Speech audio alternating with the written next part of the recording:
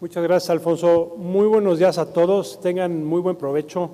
Me da muchísimo gusto volver a estar aquí en este evento de perspectivas. Pues creo que es una etapa muy importante. La coyuntura amerita a escuchar aquí a Mauricio y a Carlos. Y en ese sentido, pues me gustaría regresar un poco a la reunión que tuvimos a principios de año. Y a principios de año las expectativas para este 2017 pues eran, por decirlo menos, complicadas. La mayoría de los expertos, de los analistas, pues auguraban mayores problemas en la economía, una mayor presión al dólar. El dólar estaba en ese momento alrededor de 22 pesos o por ahí, si no mal recuerdo, arriba de 20 pesos por lo menos. Y no se veían las cosas muy bien, estaban las amenazas del presidente de Estados Unidos a todo lo que daban con respecto al Tratado de Libre Comercio y al muro, en fin. Pero pasados 8 meses, si vemos la realidad de estos últimos 8 meses, pues la cosa no estuvo tan peor. La economía ha seguido creciendo por arriba de las estimaciones. El peso se ha revaluado con respecto al dólar, alrededor del 8 o 9%. El consumo, pues sí se ha disminuido su crecimiento, pero sigue creciendo el consumo. Entonces, la realidad es muy distinta a los nubarrones que veíamos por allá del mes de enero. Y hoy, pues bueno, muchas de esas amenazas siguen latentes y a lo mejor pues más vigentes que antes, ¿no? Las amenazas de Trump con respecto al Tratado de Libre Comercio creo que hoy son más reales que hace unos meses. Después de tantos desaciertos y ver su popularidad disminuyendo, pues creo que la tentación de agarrar la piñata mexicana es mucho más alta. Entonces yo sí veo un riesgo alto de que pues genere volatilidad la negociación con el Tratado de Comercio. Este próximo fin de semana es muy importante y creo que tenemos que estar atentos a ver lo que suceda. Pero además de las fanfarronerías de allá del norte, pues está la amenaza de Norcorea. El mismo huracán Harvey puede traernos consecuencias importantes aquí al país, sobre todo en los precios de la gasolina. A ver si nos comentan algo. Pero esto todo es en el corto plazo. Y por supuesto, en la situación política en el país, las elecciones, pues van a ser un factor bien importante en lo que resta del año y por lo menos la mitad del próximo para nosotros los mexicanos. Y en ese sentido, yo sí creo que para lo que viene del año, pues por lo menos vamos a ver volatilidad en los mercados y vamos a ver un peso presionado. Entonces hay que estar muy cautelosos. Sin embargo, no dejo ver un largo plazo mucho más optimista. Esa es la verdad. Lo veo positivo. Creo que, el Tratado de Libre Comercio, por más que digan esa red de interconexiones armada en los últimos 20 años, no es nada más difícil deshacerla. En mi opinión es imposible deshacerla. Como bien dijo Pedro Aspe en algún momento, pues que nos expliquen cómo se puede separar la yema y el huevo de un huevo revuelto, pues es imposible, ¿no? Y creo que el Tratado de Libre Comercio es una situación similar y no tiene más que revolverse más y hacerse más fuerte y que esas interconexiones y esa integración sea cada vez mayor. Entonces, en el largo plazo, Mi punto de vista es que la relación México, Estados Unidos y Canadá va a seguir fortaleciéndose y va a seguir beneficiando a México. Y sin duda las reformas van a seguir teniendo un efecto cada vez más importante y eso se va a reflejar en la economía, y yo sí creo que puede ser, si no en este mismo año, pues sí ya a partir del 2018. Y creo que lo más importante para nosotros los mexicanos es asegurarnos de mantener el rumbo, ese rumbo de modelo de país que decidimos hace pues unos 25 años, que sin duda creo que ha sido el acertado. Hay mucho por hacer, pero en cuestión económica, financiera y de mercados, creo que México va por el rumbo correcto, y el peor desacierto que podría tener el país es cambiar de modelo. Entonces hay que estar muy atentos. Por supuesto, no hay que dejar influirnos por ideas fáciles, ideas populistas o llenas de demagogia, porque sabemos las consecuencias que eso puede tener para nuestro país y para nuestra economía familiar en un futuro no muy lejano. Y en ese sentido, Ve por Más pues sigue convencido del país, convencido del crecimiento del país y del mismo sector financiero. Por eso, como vieron en el video, pues somos, yo creo que la única institución que está creciendo a doble dígito en el país. En este año, como se mencionó, se integró Seguros Ve por Más.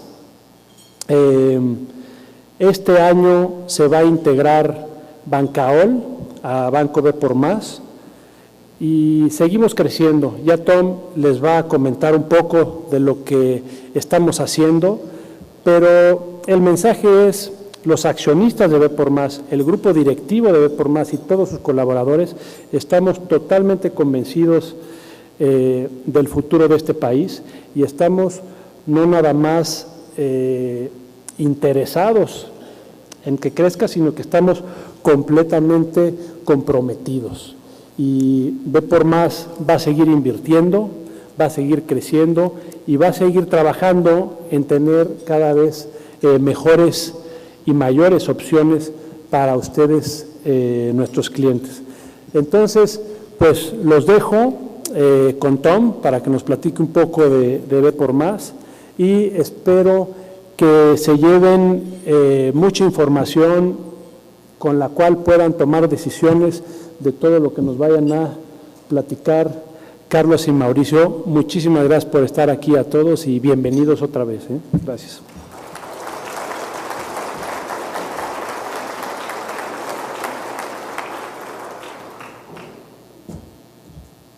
Muchas gracias, Toño. Buenos días a todos. Gracias por acompañarnos. Mauricio, qué bueno que estás aquí hoy con nosotros. Gracias por estar aquí. Carlos, gracias por organizar nuevamente un evento tan bonito, y espero que sea tan provechoso como pensamos que lo va a ser.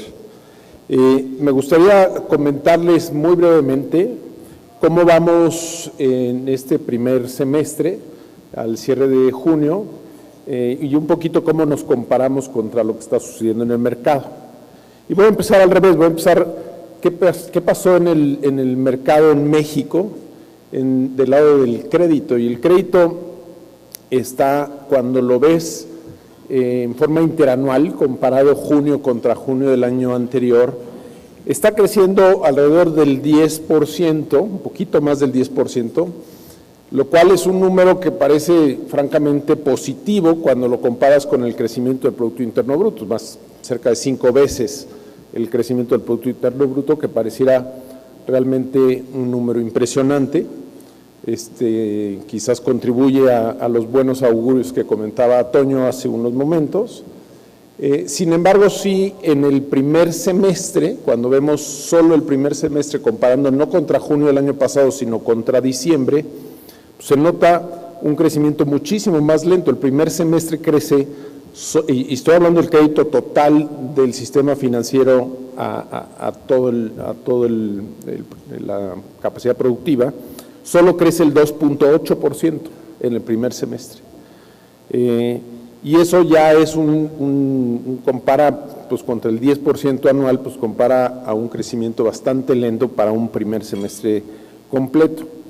Cuando lo vemos, crece un poquito más rápido en el primer semestre el crédito a las personas físicas y soporta, como comentaba Toño, el crecimiento sostenido del consumo, y el crédito a las personas morales es el que más se alenta. El crédito a las personas morales, a las empresas, solo crece el 2.2% en todo el primer semestre, lo cual creo que muestra pues quizás algo de preocupación por la incertidumbre, pero también no tengo duda que tiene un efecto el incremento de las tasas que ha sido tan significativo, pues ha causado que el incremento del costo del financiamiento sea muy importante y por tanto pues muchas empresas están siendo más prudentes, correctamente más prudentes en la gestión de sus financiamientos. Por tanto, pues el mercado sí se alentó un poco.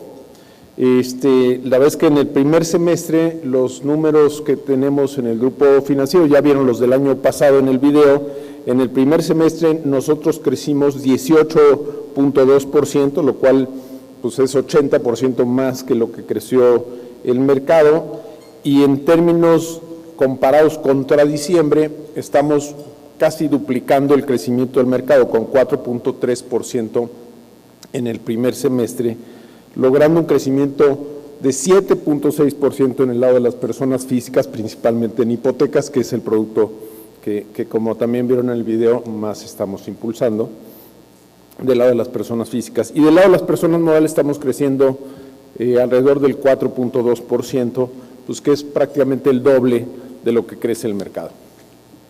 La cartera vencida en el sistema también, efecto del incremental en el costo dada la subida de tasas, se ha subido en el mercado y también se ha subido en B por más, sigue estando en niveles bastante buenos comparados contra el mercado, del 1.68% en el banco, y estamos ocupados en cuidar ese indicador y eso se cuida pues desde el origen y la calidad de la cartera que estamos originando, y así lo vamos a seguir haciendo.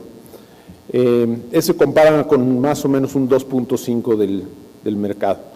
Del lado de los depósitos están creciendo en el mercado al 11% y nosotros traemos 21.6% en el crecimiento. Todos estos crecimientos, todo el crecimiento de los depósitos es lo que está financiando el crecimiento de nuestra cartera, lo cual es una posición francamente muy sana y yo creo que única en el sistema. Como ya comentó Toño, además en diciembre logramos concretar la compra y ya integrar a Seguros B por más y a todo el equipo. La verdad es que estoy muy orgulloso, ya están plenamente instalados y ya la integración se ejecutó muy eficazmente y solo para ilustrar, estamos creciendo en pólizas emitidas, tenemos más de 1,000 millones en el primer semestre, lo cual significa 21% de crecimiento contra el mismo semestre del año anterior. En términos del margen financiero, lo estamos buscando mejorar, está creciendo cerca de 50 puntos base el margen financiero, y la combinación de ahora tener la compañía de seguros por la adquisición del año pasado, más lo que hemos logrado tanto en crecimientos de volumen como en margen, pues nos lleva a que los ingresos de B por más están creciendo al 35%, el resultado neto está creciendo al 36%, y cuando restamos la parte participada, digamos, de nuestros socios en la compañía de seguros, que ahí tenemos el 65% y compartimos el 35% con nuestros socios, pues el resultado neto es del 31%. La verdad es que me parece que son resultados de los cuales nos sentimos muy orgullosos. Quisiera felicitar a todo el equipo de B por más que han hecho que esto sea una realidad. Y por último, pues comentarles que estamos, como ya anticipó Toño, integrando Bancaol, que es un banco que se enfoca en el sector agropecuario, primer banco digital del país. Entonces estoy seguro que vamos a poder aprovechar lo mejor de ambos. Estamos en espera de la autorización de la Secretaría de Hacienda y yo espero que esto se concluya cerca del mes de noviembre y en diciembre estemos haciendo la integración de Bancaol y dándole la bienvenida a ese equipo que estoy seguro que nos va a ayudar a seguir nuestro camino hacia espero la colocación en bolsa en el 2019. Muchísimas gracias por su atención. Los dejo con Carlos y con Mauricio. Gracias y espero que sea de provecho para todos ustedes. Buenos días.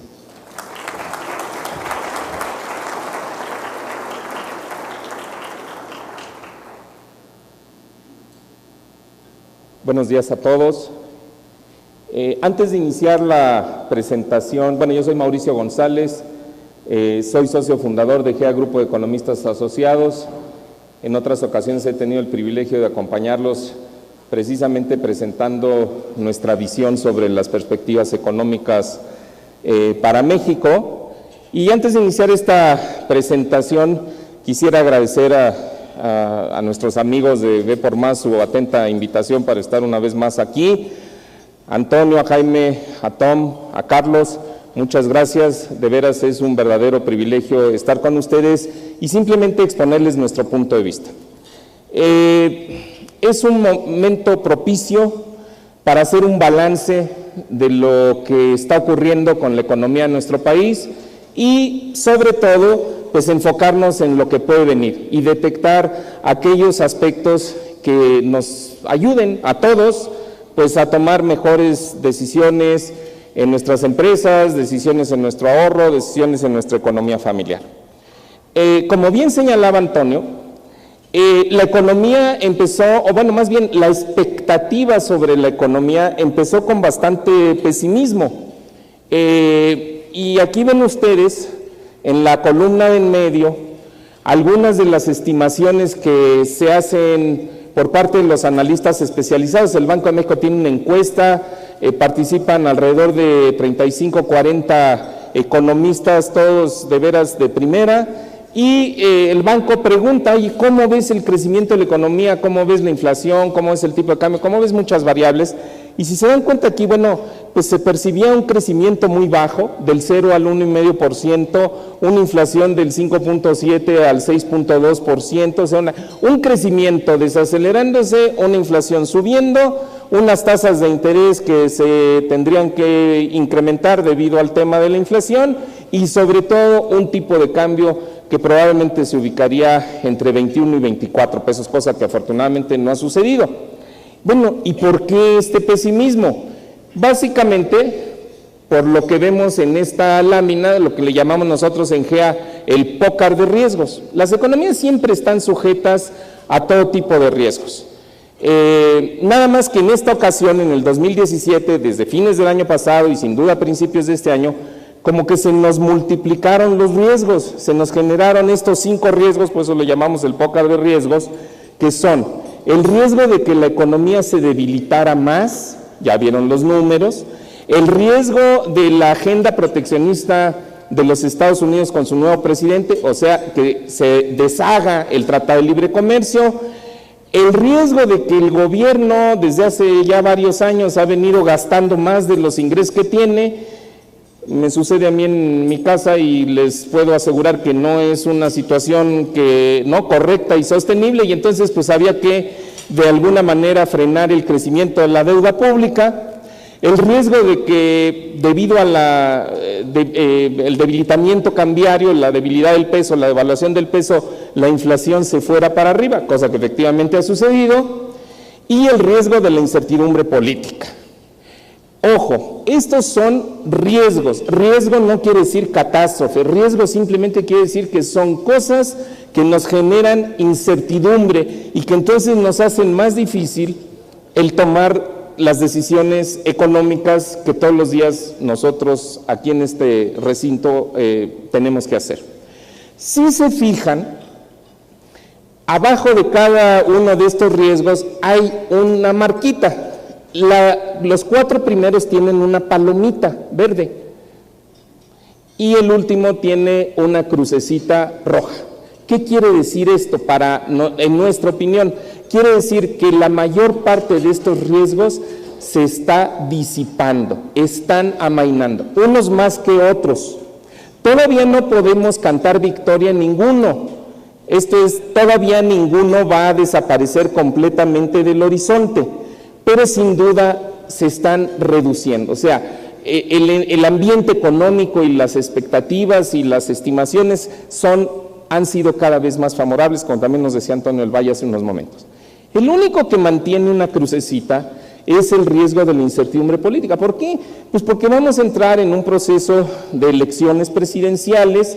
Es un proceso que es muy sui generis porque va a ser muy diferente de los procesos anteriores, ya les comentaré, y eso también genera incertidumbre. Y repito, incertidumbre no es sinónimo de catástrofe, incertidumbre es simplemente que van a empezar a pasar algunas cosas, o ya están sucediendo algunas cosas, pues que nos hacen, ¿no?, a veces que nos nublan un poquito el horizonte para la toma de decisiones. Entonces, la presentación consiste básicamente en que yo les vaya comentando sobre qué ha pasado con algunos de estos riesgos y sobre todo en qué debemos de fijarnos hacia adelante que nos ayude a tomar mejores decisiones de todo tipo. El riesgo de la debilidad productiva, este es el que más ha avanzado, este es el que más se ha reducido y es el que está, digamos, muy próximo de que deje de considerarse un riesgo. La actividad económica ha venido creciendo más de lo que se tenía previsto. Como veían ustedes, ¿no?, cuando estamos aquí a fines del año pasado, la economía creció 2%, el Producto Interno Bruto, y la perspectiva era que este año creciera menos, entre 0 y 1,5%, que es una tasa bajísima para nuestro país. ¿Y qué nos muestra la realidad? Que en el primer trimestre creció 2,6% y que en el segundo trimestre creció 3%. O sea, en lugar de debilitarse, se fortaleció. Y la economía está creciendo bastante más, un punto porcentual más, es muchísimos miles de millones de pesos que hay de actividad económica y de producción adicionales, y bueno, pues entonces eso está cambiando la perspectiva. ¿Y por qué está creciendo la economía? Bueno, yo recuerdo de alguna presentación que di anteriormente, hace algunos meses, que les mencionaba que una economía como la mexicana tiene 4 factores o 4 motores, es como un jet, que tiene 4 motores que son los que le permiten despegar, ¿no?, y elevarse. A diferencia de los aviones, no todos los motores son del mismo tamaño. El consumo privado es el motor más grande, es el 60% del PIB, es consumo del que realizamos los que estamos aquí, personas y las empresas, de todo tipo de bienes y servicios. Y este consumo privado, como ven ustedes aquí, en lugar también de debilitarse, solamente conocemos las cifras al primer trimestre, no hay cifras más actualizadas del INEGI, pero bueno, nos da una idea de lo que está sucediendo. En lugar de debilitarse, se fortaleció y está creciendo al 3,3%. ¿Y por qué los mexicanos estamos gastando más? ¿Por derrochadores? Puede ser que sí, seamos un poco gastalones, pero la verdad de las cosas es que hay varios factores que están impulsando el consumo. Hay más personas que tienen trabajo, se ha deteriorado un poco el poder de compra de los salarios, pero la generación de nuevo empleo lo está compensando, se está generando trabajo, ya lo van a ver, en áreas en donde son los empleos mejor pagados del sector manufacturero del país y en general del país. Las remesas que vienen del exterior van a ser de récord. Este año probablemente lleguen a los 29, 30 mil millones de dólares y con el debilitamiento cambiario, pues eso significa un dinerito extra para muchas familias. Entonces todo eso, bueno, y sin duda el crédito bancario ha seguido creciendo, nos lo decía Tom, y pues eso también ayuda a impulsar un poco el consumo. Entonces, el principal motor de la economía que fue en el 2016 y en el 2015, pero sobre todo el año pasado, el principal motor de crecimiento económico de México sigue prendido y sigue prendido con una buena potencia. Y aquí ven ustedes, el primer trimestre de este año la economía creció 2,8%. ¿Cuántos puntos de estos 2,8 logramos explicar a partir del consumo privado? Pues 2.1 puntos. Entonces uno dice, ah, caray, pues el consumo sí está contribuyendo a que haya más producción en el país. Pero ojo, ¿cuál es la barra más alta aquí? Es la barra de las exportaciones. Ese es el segundo motor que está ayudando a que la economía despegue. Y de hecho, es un motor que tiene una contribución mayor que la del consumo. De este 2.8 puntos de crecimiento del PIB, del Producto Interno Bruto, 3.2 puntos se los podemos achacar a que las exportaciones están creciendo. O sea, lo que se produce en México, pero para vender fuera, está creciendo. Y ustedes van a decir, híjole, yo creo que tienes que regresar a la escuela porque 3.2 más 2.1 no suma 2.8, se pasa. Bueno, sí se pasa, es cierto, pero lo que sucede es que las importaciones le restan a la producción mexicana porque son satisfactores o manufacturas que se producen fuera de México y que nos ayudan a satisfacer nuestras necesidades en México, nuestras necesidades de consumo. Entonces hay que hacer el ajuste, ¿no? Entonces por eso se da esta situación. Y los otros dos motores, que son la inversión en activos fijos y el gasto de gobierno, están apagados. Entonces, la economía mexicana pasó de una situación en donde tenía un motor prendido, fuerte, grande, consumo interno, y se le agrega el motor de la exportación. Y la exportación pesa 20% de la actividad económica. Bueno, las exportaciones totales, incluyendo petróleo, 25% de la actividad económica. Entonces, bueno, el consumo que pesa 60 y las exportaciones que pesan 25, pues eso es lo que ha estado levantando la actividad económica. Y aquí lo ven ustedes, miren, esta es una gráfica, vean la línea punteada, es más fácil. Se dan cuenta que en el 2016 las exportaciones estaban en una zona de contracción, o sea, no solamente no estaban creciendo, estaban cayendo. Entonces, la verdad es que no contribuían mucho, o más bien nada, al crecimiento económico, y de repente estas exportaciones se ubican ya a tasas de 10%. ¿Y cómo sucede esto que parece casi una cifra de milagro, de que estás en unos pocos meses, en 2, 3, 4 meses, bueno, lo que llevamos del año sin duda, pasamos de una contracción de exportaciones a un crecimiento de exportaciones? Pues hay varios factores que lo explican. El primero es que la economía de los Estados Unidos, no lo vemos en esta gráfica, pero lo sabemos, está creciendo cada vez mejor su sector manufacturero. Y nosotros esencialmente a Estados Unidos le exportamos manufacturas, autopartes, automóviles, electrónicos, o sea, pantallas de televisión, computadoras, aparatos celulares, le exportamos varios tipos de maquinaria y equipo y algunas otras cosas más. Pero lo principal, lo que se concentra la exportación hacia Estados Unidos, y Estados Unidos es el país en donde mayoritariamente exportamos, 85% de nuestras ventas al exterior se van para allá, pues entonces el sector manufacturero de Estados Unidos está creciendo y entonces pues nos hacen más pedidos. Ese es un factor. Segundo, el hecho de que el tipo de cambio se haya debilitado. El año pasado andaba más o menos como está ahorita, ¿no? 17.50, 18, y nos decía Antonio del Valle, se fue hasta 22 en febrero de este año y estuvo arriba de 20 varios meses. Bueno, pues ese es como darle un descuento a los productos mexicanos para un extranjero, porque con los mismos dólares compra más mercancía en México. Entonces dicen, si México está de barata, pues vengan los productos mexicanos. Y tercero, hay un factor especulativo que frente a la incertidumbre de que se cancelara el Tratado de Libre Comercio, pues entonces muchos de nuestros clientes en Estados Unidos dicen, híjole, si me van a salir más caras las exportaciones y yo veo que ya están recuperándose las ventas de mi producto en Estados Unidos, mejor me inventario lo más que pueda de productos mexicanos, no sea que después me salgan más caros. Cuando le sumas esas tres cosas, te das cuenta que la exportación gana mucha fuerza y se convierte en el principal motor de crecimiento de la economía.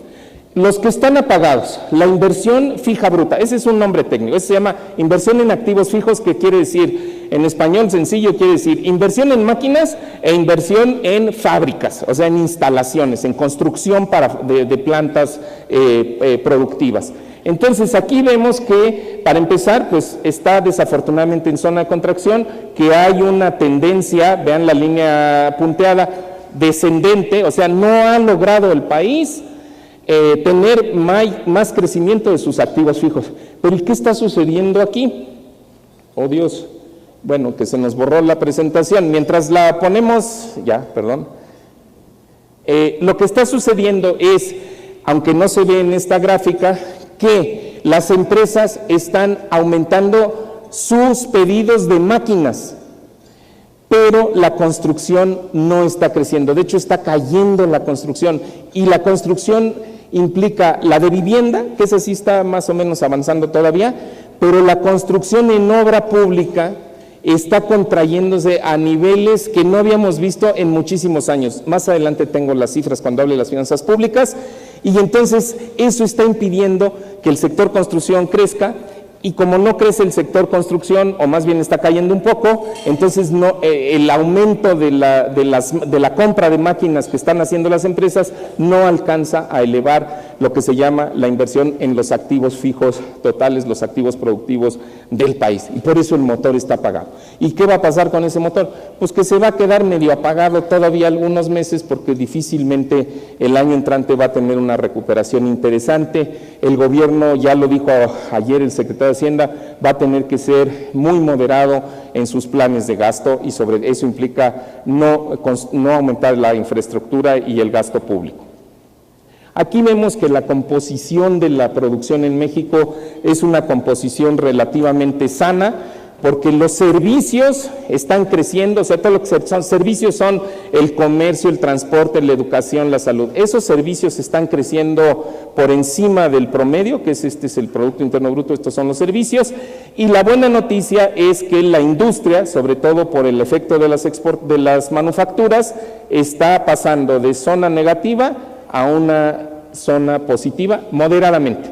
Bueno, pero entonces eso nos da una buena composición de la actividad económica. Y lo que se está generando es un pequeño círculo virtuoso. No, esto no es como para hacer una fiesta, simplemente es algo positivo, y aumenta la producción, o sea, aumenta el PIB, por lo tanto las empresas contratan más empleo, por lo tanto la tasa de desempleo se disminuye, está a niveles históricamente bajos, 3.2%, también está disminuyendo las personas que están en el sector informal, o sea, cada vez hay más personas que tienen un empleo con prestaciones sociales, la gente tiene un ingreso, al tener un ingreso tiene posibilidades de hacer más gasto, y al tener posibilidades de hacer más gasto se refuerza el crecimiento del consumo privado, y entonces ahí le estamos dando vueltas a ese círculo, y es un círculo pues que le da frutos al país. Aquí ven ustedes, por ejemplo, cómo el empleo en las manufacturas creció 3.6%, pero hay áreas en donde está creciendo de manera pero mucho mayor. Por ejemplo, para que pueda ver yo los nombres: equipo de computación, maquinaria y equipo de transporte. Todos estos tienen crecimientos de casi el 7%, productos metálicos de casi 5%, y estos que les acabo de mencionar lo hice a propósito porque estos son productos de exportación fundamentalmente. ¿Ok? En maquinaria, en equipo de transporte tenemos automóviles, en maquinaria y equipo tenemos algo de autopartes y otro tipo de cosas. Entonces, eso viene a reforzar el círculo virtuoso. Por lo tanto, el riesgo de la debilidad productiva está en proceso de despejarse. ¿Ok? Y por eso hoy hay noticias de que el Banco de México ayer en uno de sus reportes aumentó su estimación de crecimiento económico para el año entrante. Creo que están haciendo números razonables y creíbles, ¿no? Entonces, pues para allá va la cosa, afortunadamente. El riesgo 2, la amenaza de que Estados Unidos se salga del Tratado de Libre Comercio. Bueno, de aquí podríamos pasarnos todo el día platicando desde información dura hasta chismes, porque se ponen interesantes, pero no lo voy a hacer. Simplemente concentrarme. Nos decía Antonio del Valle, el libre comercio, los arreglos que se tienen de los últimos 20 años, la integración que se ha dado entre las empresas de México, Canadá y los Estados Unidos, eso no lo puedes deshacer. Podrás cancelar el tratado, pero deshacer esa madeja de relaciones no va a funcionar, hombre. Entonces, y nosotros en GEA coincidimos con eso. Pero me quiero enfocar a un aspecto que creo que es lo que nos está ayudando a que el señor Trump, que ya sabemos que es un poco voluble, no se salga del tratado. Él se quiere salir del tratado. él no atiende los argumentos económicos, a él le importa lo político. Él dice, yo prometí en la campaña que que este tratado no nos conviene y que si no hacemos uno en donde Estados Unidos le pueda vender más a México y bajar su déficit comercial con México, me salgo del tratado. Es el peor tratado de la historia, que ese NAFTA horrible, dijo ayer o antier. Bueno, esa es su opinión, está bien. Iba a decir su respetable opinión, no, me quedo en opinión nada más. Entonces, ese tratado, y ojo, de repente, a punto de empezar la segunda ronda de pláticas mañana, se van nuestros negociadores en jefe, el secretario Videgaray, el secretario Guajardo, y visitan al ministro de Relaciones Exteriores de Estados Unidos, al de Seguridad Nacional, al de Comercio y al jefe negociador. Oye, en una negociación no haces eso, no mandas a los generales antes de que se dé la batalla con los soldados, eso no sucede, eso es una mala señal. ¿Qué pasó? Pues quién sabe, no, me gustaría decirles, pero no tengo la información precisa, pero sospecho y por lo tanto especulo que fue una llamada para decirle a México, mira, en la primera ronda, pues sí, todos nos tratamos muy civilizadamente, porque creo que sí fue el caso, pero no nos pusimos de acuerdo. Yo veo que ustedes están como muy necios, muy obstinados en México y no quieren cambiar muchas cosas. Nosotros tenemos una necesidad política en los Estados Unidos de que se perciba que va a haber un avance, y avance para ellos es pues que México le va a comprar más a Estados Unidos. Entonces, si entramos en ese carril, seguimos platicando. Si no entramos en ese carril, pues ahí se ven, nos levantamos de la mesa y ya ven que el presidente Trump no es precisamente una perita en dulce. Yo pienso que ese fue algo del mensaje. Y entonces, bueno, pues vamos a ver qué pasa efectivamente en estos próximos días. Pero México tiene aliados muy importantes. Aliado para nosotros en GEA, que somos economistas y no filósofos, aliado no es el que piensa como tú, aliado es al que le cuesta lana como a ti. ¿Y cuánto le puede costar a los que están metidos en el Tratado de Libre Comercio si se abandona o si se deteriora? Bueno, aquí lo ven ustedes. El comercio entre México y Estados Unidos es más o menos de 530,000, 540,000 millones de dólares por año. Son manufacturas. El margen de utilidad de las manufacturas es más o menos de 10%, o sea, de cada dólar que ellos nos venden o que nosotros vendemos, el que produce la manufactura se lleva 10% de ganancia. ¿Y quiénes son los que se llevan esa ganancia? Bueno, pues es como a mitades. Las empresas que nos venden de allá para acá se llevan 23,000 millones de dólares por año de utilidades. Y las empresas que venden de aquí para allá se llevan más o menos como 28,000. Son cifras estimadas, pero créanme que más o menos ahí andan cerca de la realidad. Son 50,000 millones de dólares de utilidades por año. ¿Quién quiere deshacer un negocio de ese tamaño? Pues nadie, en su sano juicio, y máxime si es un negocio que ayuda al empleo, a la inversión, a la tecnología, etcétera, etcétera. Oigan, pero ¿y de quién es el negocio? Bueno, pues es obvio, las empresas que nos venden de allá para acá, pues son empresas estadounidenses.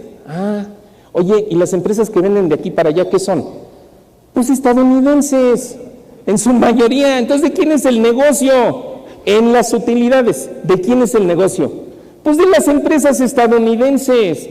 Y las empresas estadounidenses, cuando ven amenazados sus intereses económicos, se mueven como pez en el agua y van con los lobistas, porque allá el lobby es una institución, o sea, es una red enorme y están acostumbrados a trabajar con lobistas, y entonces los lobistas van con los legisladores y las empresas le dicen al lobista, mira, dile a los legisladores y dile a los gobernadores que si le cambian al tratado, que si no nos ayudan a detener cambios serios en el Tratado de Libre Comercio, que se olviden de nosotros para apoyar las campañas republicanas, demócratas, de gubernaturas, de senadurías, de lo que sea, Y así funciona el sistema allá, y es legal, no es bajo el agua, es legal, ¿ok? Entonces, ese lenguaje sí lo entienden los legisladores, se les paran los pelos de pestañas, se les paran los pelos de pestañas a los gobernadores de Texas, California, Michigan, Arizona, que todos y cada uno de ellos vende el Estado más de 10,000 millones de dólares de productos en México. Texas es el más grande, vende 90,000 millones de dólares por año aquí en México. Y entonces van con el señor Trump, y bueno, más bien van con el señor Ross, y van con el negociador en jefe, Lighthizer, y le dicen, oye, por tu mamacita no le vayas a cambiar mucho, porque si le cambias, vamos a salir perdiendo políticamente hablando. Bueno, ese es un buen aliado. Oye, no es un aliado a prueba de todo, no. Y tampoco, desafortunadamente, es un aliado a prueba del factor más riesgoso en esta negociación, que es la impredictibilidad del señor Trump. Pero aquí ven ustedes lo bueno, lo difícil y lo que consideramos más difícil en estas negociaciones. Lo bueno es que Estados Unidos, cuando planteó los objetivos de negociación del TLC hace como un mes, dice, no queremos modificar los aranceles, o sea, no queremos modificar los impuestos de importación, que básicamente son cero, entre nuestros países. Eso es buenísimo. ¿Por qué? Porque el comercio de México con Estados Unidos está catalogado, hay un catálogo de 15,000 productos. Tú le mueves el arancel a uno de esos y le tienes que mover el arancel a los otros 14,999. Esa negociación te lleva varios años y los resultados son muy inciertos. Esa era una condición en donde México dijo varias veces públicamente, si los Estados Unidos quieren que cambiemos los aranceles, nosotros mejor nos despedimos de la negociación y ahí nos vemos. ¿Ok? Entonces, es bueno que, si se fijan, Estados Unidos no ha vuelto a insistir, ni siquiera Trump, en subir los aranceles. Bueno, agilizar las aduanas, quitar barreras arancelarias, todo eso es bueno. ¿Dónde va a estar lo difícil? En donde vemos que se están ya empezando a atorar las cosas. En que Estados Unidos dice, oye, bueno, está bien, no le voy a mover a los aranceles de los productos mexicanos que entran a Estados Unidos, pero denme chance de que, por ejemplo, en los automóviles, el contenido canadiense, mexicano y estadounidense es de 60%, otras piezas vienen de Europa, de Japón, de Asia, etcétera. Vamos a subir el contenido estadounidense en los autos en México. México hasta ahorita ha dicho, no voy a aceptar eso, es un desastre, no sé qué. Bueno, pues también ni modo que a las primeras de cambio diga que sí. Eso es negociable. Si nos piden que le subamos de 60 a 70% ese contenido nacional o contenido de la región, bueno, y nos dan 10 años, pues yo diría que deberíamos de pensarlo. Si nos quieren subir de 60 a 90 y nos dan un año, pues no hay manera, ¿no? Entonces, ese es un punto que se tiene que negociar importante. El otro es el mecanismo para resolver cuando hay controversias, cuando hay disputas entre exportadores e importadores. Y Estados Unidos dice, yo ya me estoy cansado, porque ahorita hay como un panel donde se resuelven estas cosas, pero es un panel lento, es un problema siempre. Y entonces Estados Unidos dice, no, yo no quiero paneles de discusión. ¿Sabes qué? Yo quiero que México y Canadá se atengan a las leyes de Estados Unidos con los jueces de Estados Unidos, y Canadá dijo, estás loco, pues, yo soy un país soberano, si tú insistes en eso, Estados Unidos, yo me levanto. Y México nos quedamos calladitos, pero yo creo que estamos del lado canadiense. Entonces, esas cosas es donde ahorita están las pláticas, y es donde van a seguir atoradas, y es donde vamos a seguir, sujetos a este tipo de calambres que de repente, y el señor Trump tuiteando y haciendo comentarios muy negativos.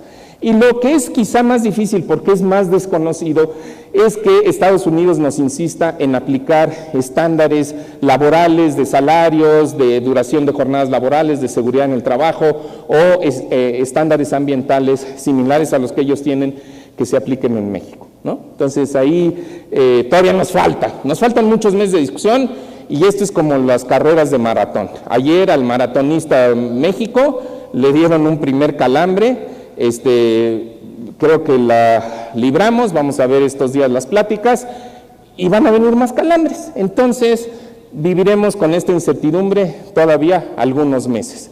Pero al final los aliados de México pueden funcionar, y nosotros en GEA pensamos que se podrá negociar algo que deje medianamente satisfecho a todo el mundo. Esperemos. Tercer riesgo. Entonces ese riesgo, sus altibajos, ¿no? No hay manera de predecirlo.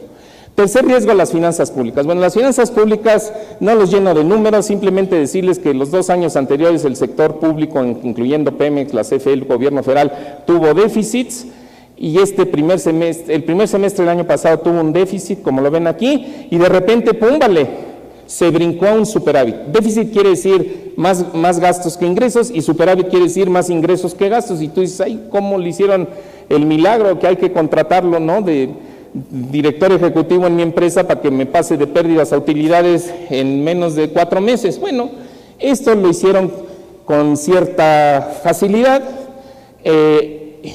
porque el Banco de México es un ente gubernamental. Cuando se devalúa el peso, el principal activo del Banco de México son las reservas internacionales.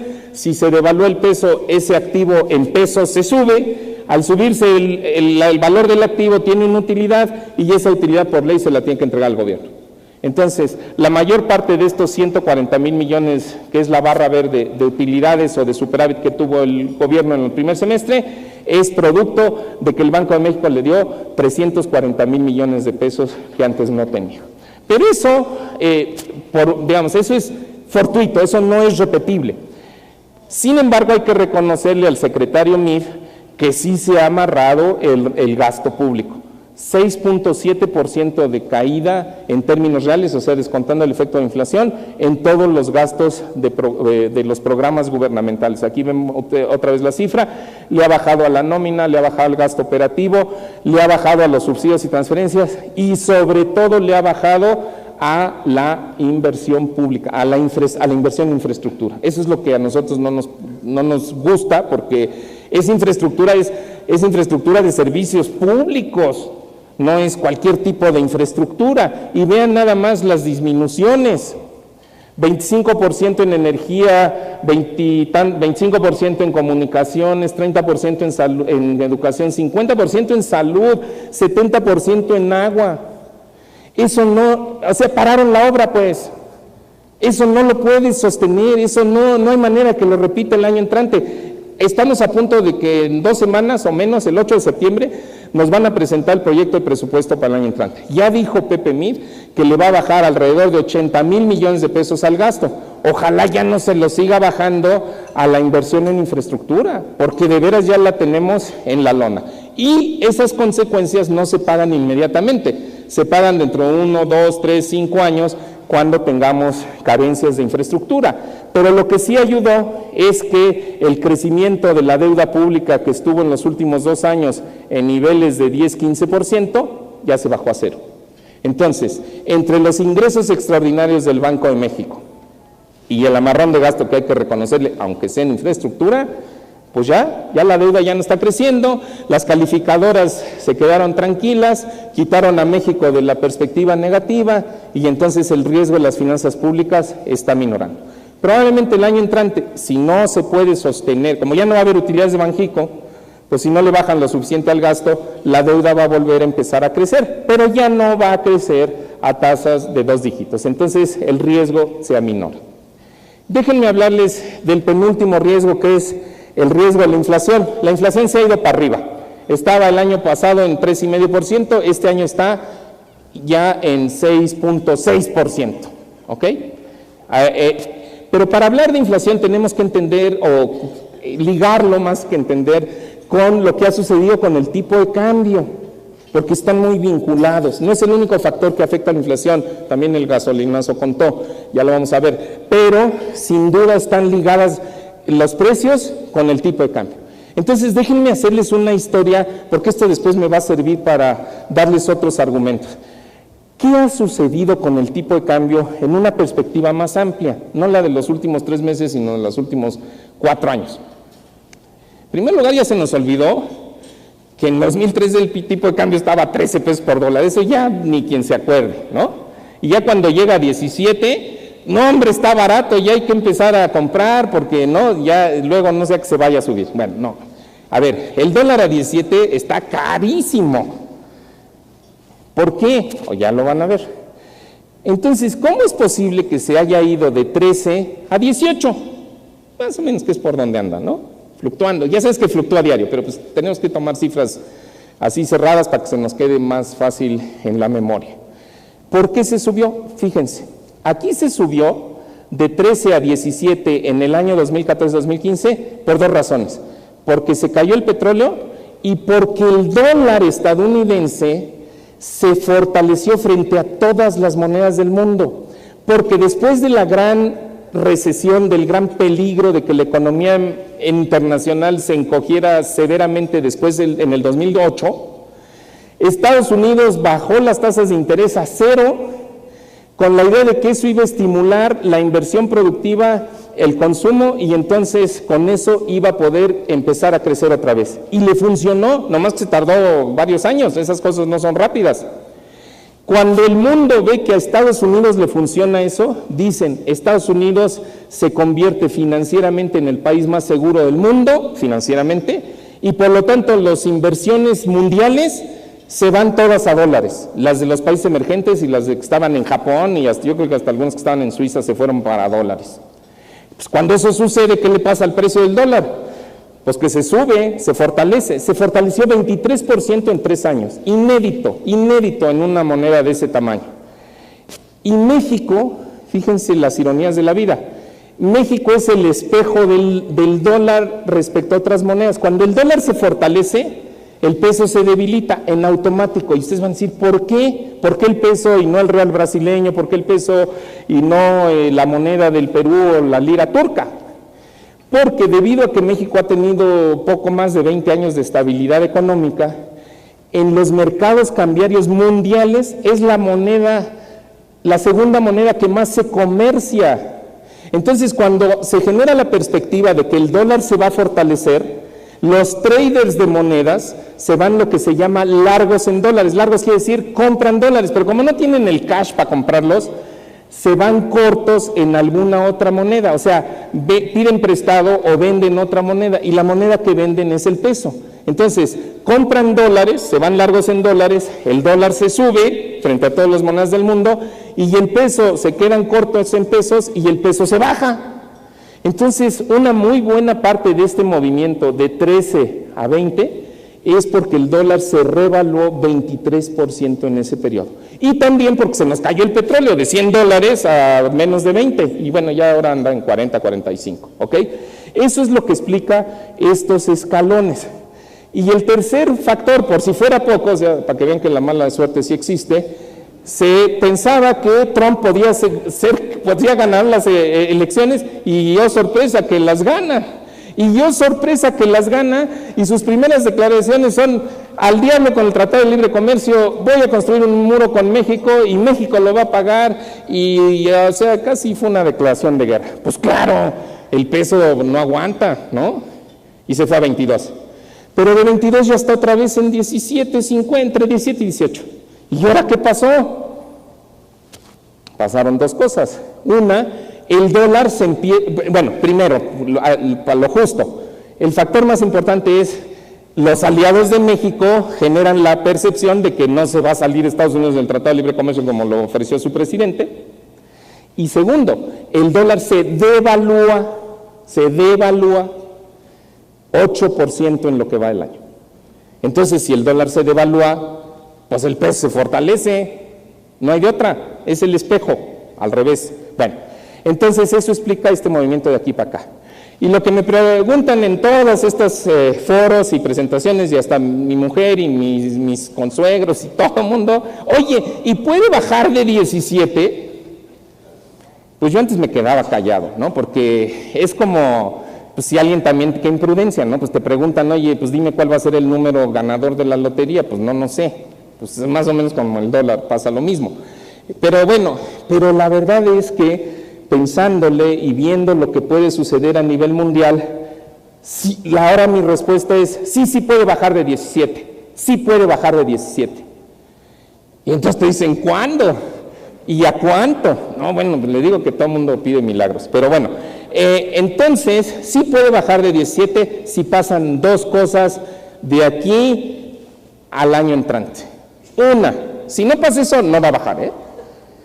Una, que haya un tratado, que Estados Unidos no salga del tratado, ¿ok? Ni México, ni nadie, que haya un nuevo tratado, el que sea, pero nuevo, ¿ok? Y dos, que el dólar se devalúe alrededor de un 10% en los próximos 18 meses. 12, 18 meses, no podemos decir en qué mes, eso es imposible. pero hay consenso. Hasta el Fondo Monetario dice que el dólar está caro y que está caro entre 10 y 20% a nivel mundial. ¿Por qué? Porque se subió como la espuma, pues entonces lo que se sube como la espuma, pues luego también tiene que bajar un poquito. Entonces, si se da eso, sí, la respuesta es sí, sí se puede bajar de 17, y en dónde se va a tener, no les quiero mentir, no lo sé, pero probablemente andaría entre 16 y 16.50. Solo en ese escenario, ¿ok? Pero regresando a la inflación, como todavía no se baja lo suficiente la paridad, la inflación se ha ido para arriba. Afortunadamente, con el fortalecimiento del peso en los últimos meses, los precios al productor, que venían creciendo casi a tasa de 2 dígitos y estaban presionando a los precios al consumidor, ya se emparejaron, entonces ya se quita esa presión y por lo tanto la inflación, que la tenemos ahorita aquí arriba del 6, efectivamente va a empezar a bajar. Y sobre todo, ojo, la inflación que tenemos, el 6.4 o 6.5%, de eso, 100 puntos base, o sea, 1 punto porcentual, fue por el gasolinazo. Si ya no hay gasolinazo el año entrante, pues entonces obviamente a principios del año entrante la inflación se va a dar un brinco, o bueno, más bien una caída del 5.8 o 6% al 4.3, 4.5%. Y ahí es cuando la gente va a decir, ah, bueno, ya la inflación ya está bajando. Y entonces ahí es donde el riesgo se controla. Y eso también ayuda a que el Banco de México, como ven ustedes aquí, las tasas de interés hasta hace pocos meses estaban en 3% y ya están en 7%. Entonces, bueno, pues ni modo, fue inevitable encarecer el crédito para mandar la señal de que la inflación tiene que bajar. ¿Ok? El último riesgo. Esto les aclaro. Aquí estamos utilizando la opinión de la gente. O sea, es una encuesta, son resultados de una encuesta de opinión. La hace GEA-ISA desde el año 1997, de manera trimestral.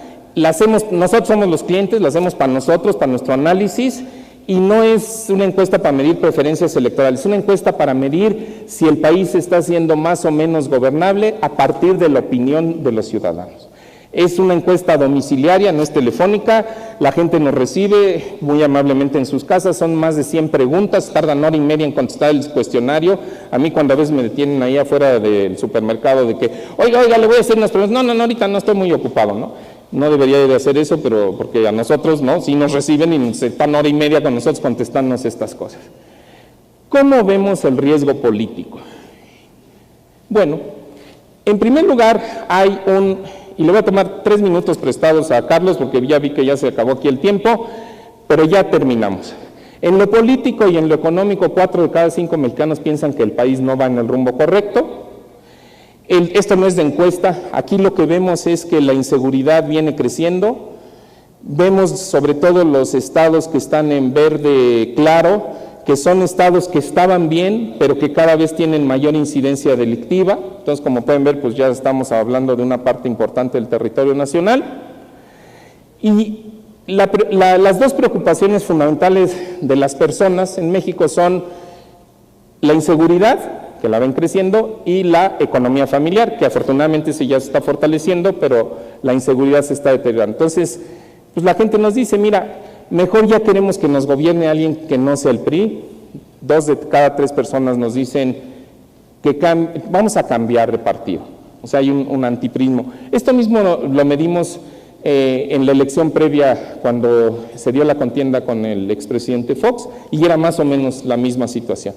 Y la gran pregunta es, ¿y quién puede capitalizar esta sensación de cambiemos de equipo de gobierno, cambiemos de partido de gobierno? Pues hasta ahorita lo que vemos en esta gráfica es que es Morena. O sea, cuando le preguntamos aquí, no por Andrés Manuel, le preguntamos a la gente, ¿usted qué opinión tiene del PRI, del PAN, del PRD, de Morena? Y dígame si es buena, mala, o no sabe, hay gente que no, o no me quiere decir, también se vale. Y luego sacamos la diferencia entre los positivos y los negativos, y realmente lo único que está mostrando, por lo pronto, un positivo es Morena. Bueno, pues entonces dices, bueno, pues hay una simpatía popular hacia Morena. Pero ojo, no nos vayamos con la finta. Y sobre todo yo les recomiendo, cuando vean ahorita una encuesta que dice Andrés Manuel va a la cabeza, Margarita Zavala va a la cabeza, o Ricardo Anaya está compitiendo también con el líder de Morena, no le hagan caso. ¿Por qué? Porque todavía no sabemos quiénes van a ser los candidatos. Entonces, si te dicen, ¿quién va a ganar entre las Chivas y el América? Bueno, ya sabemos que las Chivas, ¿no? Pero si no, pero te dicen, va a haber un partido de fútbol y quién va a ganar de los equipos, te dices, pues dime quiénes van a jugar, ¿no? Entonces, ahorita no le hagan caso a eso, ¿ok? Porque no sirve, o sea, no es válido, pues, ¿ok? Pero ¿qué pasó en la elección del 2006 y en la elección del 2012? Estas son con nuestras mediciones que hicimos en el momento antes de la elección. Andrés Manuel empieza arriba, Felipe Calderón abajo. Andrés se deteriora y Felipe sube y luego, pues por una rayita, ganó Calderón. Bueno, esa es una situación muy diferente a la situación de 2012 en donde el entonces candidato Peña Nieto empieza arriba, Andrés abajo, el candidato Peña Nieto baja y Andrés sube, pero jamás se le acercó. Entonces, ¿qué va a pasar en el 2018? Pues ahorita no sabemos, podemos especular todo lo que quieran, pero no sabemos. Simplemente lo que sí sabemos es que las reglas del juego han cambiado, que nadie, ninguno, ni el candidato más visible, que es Andrés Manuel López Obrador, tiene los votos suficientes para ganar la elección presidencial. Y entonces el juego se llama alianzas. O sea, se tienen que nutrir, se tienen que juntar. Y a veces se junta el agua con el aceite, pero pues si la ves fea, pues ahí haces tu esfuerzo para que no te ganen, ¿ok? Entonces, el que haga la mejor alianza es el que va a poder tener mejor chance. El PRI solo no puede, el PAN solo no puede, menos el PRD solo. Morena dice que sí puede, pero bajito la mano del agua le está sustrayendo aparato electoral al PRD. Antier vimos la noticia de que Dolores Padierna se cambia del PRD a Morena, ¿no? Entonces eso pues se cambia, pero no se va solita, se lleva todo su aparato y todos sus simpatizantes. Entonces, eso es de lo que tenemos que estar pendientes. El proceso está difícil, la discusión por el candidato del Frente PAN-PRD es una incógnita, y bueno, pues ya estamos acostumbrados a esa incertidumbre, pero en este caso la incertidumbre es un poco más allá de lo normal. Y ya para terminar, dos posibles sorpresas favorables, para cambiarle, que vemos en el escenario en los próximos meses. Y, ojo, no las podemos dar por hecho, pero sí vemos que se están gestando. La primera es los avances de la reforma energética. Las rondas están funcionando, se están descubriendo nuevos yacimientos, el gobierno ya está recibiendo dividendos de la reforma energética, más o menos $3 millones al mes, son 40 millones de dólares, que son muchos dólares, pero para el sector energético no son tantos, pero bueno, por lo menos ya se está generando. Entonces, esto va a seguir en aumento. Y segundo, si se devaluó el dólar, ¿qué pasa si el dólar se devalúa a 10%? Ya se devaluó como 8 frente al euro en lo que va de este año, entonces 10 en los próximos 12, 18 meses no es un descabellado. Si se devaluó el dólar, el peso se va a bajar de 17, se baja el peso de 17, se disminuye la inflación, en una de esas hasta tenemos un gasolinazo inverso, o sea que en vez de que sube el precio de la gasolina en enero del año entrante pueda bajar un poco, y si eso baja la gente dice, ¿qué pasa? ¡Qué bueno!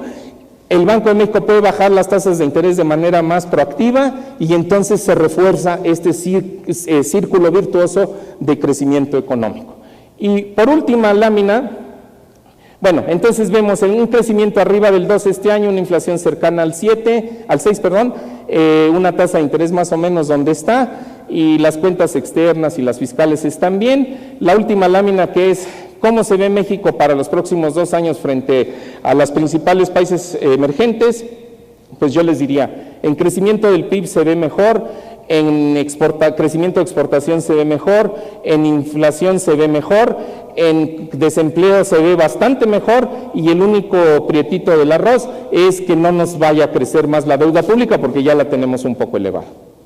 Y esas son las conclusiones. La economía internacional nos está favoreciendo, la economía doméstica está creciendo más de lo que se tenía previsto, los riesgos se están amainando, las finanzas públicas y la inflación en proceso de controlarse, que es lo que puede hacer el gobierno, las autoridades están atendiendo el tema de la inflación debidamente, el riesgo político prevalece y pues ni modo, que en eso vamos a tener que seguir, el riesgo del Tratado de Libre Comercio incierto, y algunas sorpresas favorables que se puedan gestar para los próximos año y medio. Por lo tanto, el panorama para el 2018-2019 sería mejor que lo que vimos en la historia de México de 2016-2017. Con eso termino. Carlos, perdón que me tomé unos minutos de la sesión, pero bueno.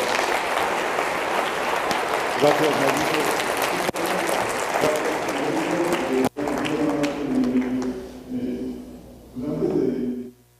De la segunda parte, si la siguiente, por favor.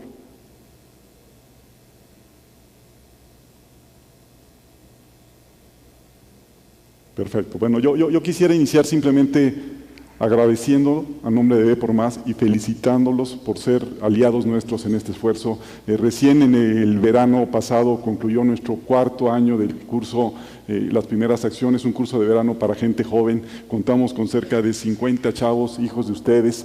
El que ustedes hayan autorizado a sus hijos, a sus sobrinos, a sus nietos, a sus ahijados a participar en este proyecto resulta verdaderamente importante. Por una semana hacemos nuestro mayor esfuerzo para platicarles a los chavos, para sembrar una semilla de la importancia de estos temas de inversión. Me lo han escuchado aquí en otras ocasiones. Señores, no importa lo que se vayan a dedicar, no importa lo que nos dediquemos, no importa lo que vayan a estudiar, tienen que saber invertir. El saber invertir es un tema verdaderamente importante. En esta semana los chavos tienen la oportunidad de visitar muchas compañías, los enfocamos a que empiecen a ver estas compañías de una manera diferente, que empiecen a verlo como potenciales dueños, socios de estas compañías, y la verdad es que el resultado ha sido muy bueno, ¿no? Yo simplemente los invito a que si este año no pudieron estar sus hijos, insisto, ahijados, sobrinos, nietos, lo hagan para el próximo año. Es una experiencia que vale muchísimo la pena y gracias de verdad por la confianza de prestárnoslos una semana, ¿no? Bueno, ahora sí iniciamos la segunda parte y iniciamos con un video de 1 minuto, de veras es muy rápido. Corremos el video, por favor.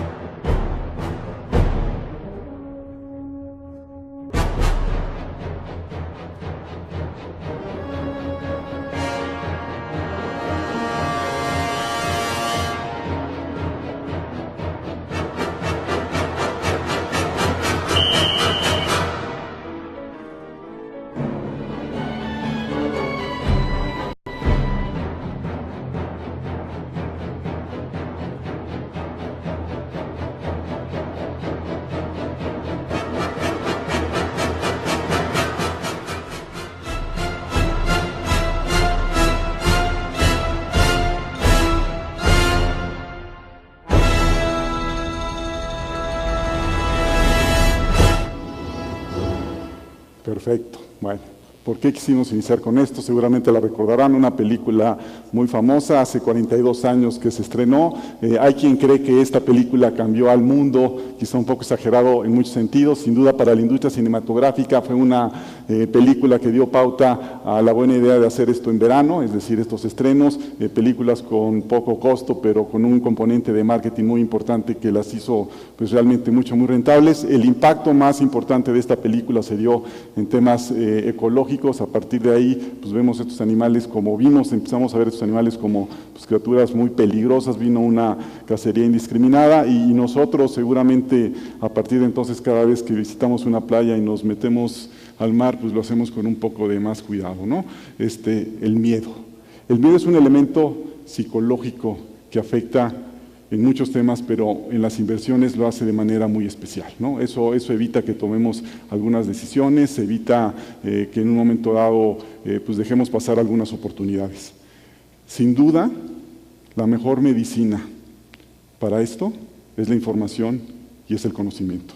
Y es justamente lo que hacemos no solamente en este tipo de eventos, sino es una, digamos, labor permanente por parte de Por Más. Entonces, de veras, los invitamos mucho a que atiendan muchos temas relacionados con información y conocimiento. Y un poquito nada más para cerrar esta parte de los tiburones. Fíjense en esta estadística, es una estadística del año 2015, pero no ha cambiado demasiado en los últimos años sobre verdaderamente cuál es la incidencia que se da, por ejemplo, en Estados Unidos por muertes de animales, ¿no? A lo mejor les va a sorprender, pero en ese año hubo 83 decesos por mordidas de caballo o de vacas, ¿no? Y no ha habido ninguna película de vaca, pero bueno, ese es el que más murió. 36 fueron por mordidas de perros, 6 fueron por insectos, 5 fueron por serpiente y solamente 3 estuvieron relacionados con tiburones, ¿ok?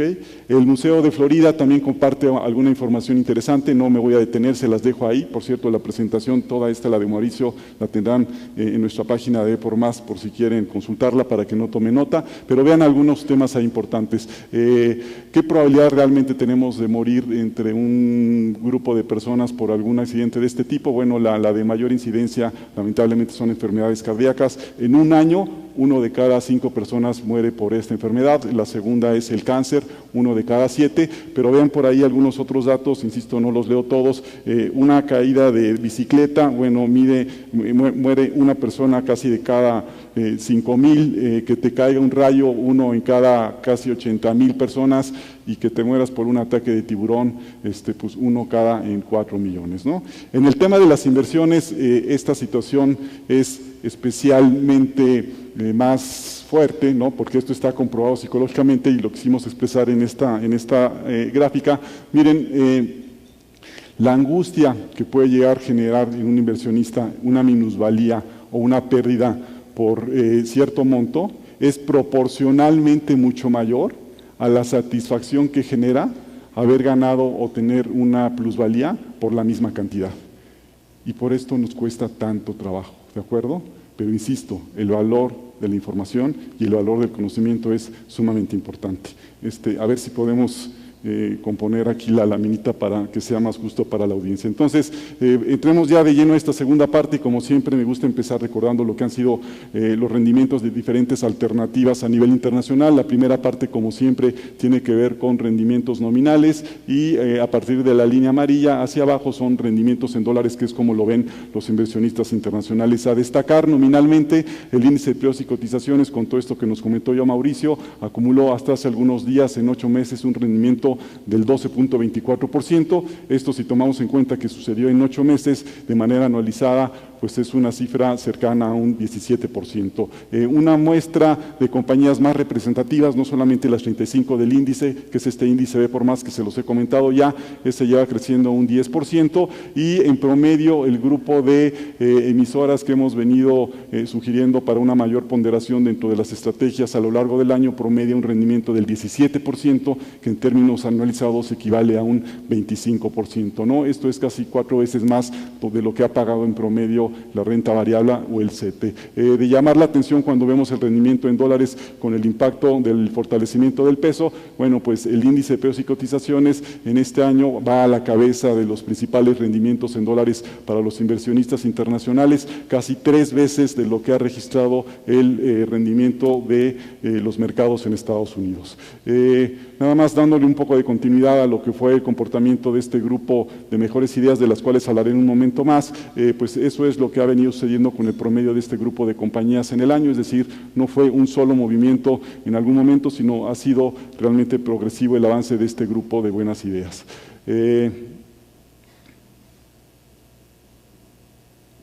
Si me ayudan a pasar la siguiente. Ok, hablando de contexto, bueno, detrás de esto no voy a repetir todo lo que ya comentó Mauricio, ha habido una mejora, sobre todo en aspectos de carácter fundamental en la economía. Yo quizás simplemente añadiría para lo que fue el comportamiento del mercado, lo que fue el resultado de las elecciones de Estado de México, que en su momento preocupó a algunos inversionistas, fue muy bien tomado. Ya comentaba también Mauricio el tema de las calificadores, la manera en que muchas calificadoras en algún momento consideraban que con el aumento de la deuda y un menor crecimiento, la expectativa podía ser de estable a negativa. Ahora regresamos nuevamente a una categoría estable. Ya hablaba también Mauricio del avance de las reformas. Cuando hablo de una mejora este año, nada más tomen en cuenta que es la primera vez en 4 años que el crecimiento económico se revisa al alza, ¿no? Entonces no es un tema menor. Y sobre todo, y muy importante, los resultados de las empresas en bolsa nos han sorprendido. En Estados Unidos también han sido bastante buenos, pero realmente los resultados de las empresas en bolsa han sido muy buenos. Esta lámina la platicamos hace ya algunos meses, no sé si la recuerdan, ¿no? Básicamente esta tabla lo que nos recuerda en su primera columna después del año es el rendimiento nominal que tuvo el índice de la bolsa cada uno de los años. Y está marcado con azul aquellos años en donde el mercado accionario o el índice de la bolsa resultó particularmente favorable, es decir, rendimientos en el primer bloque promedios de más de 30% y más o menos promedios de 30% entre el año 2009 y 2010.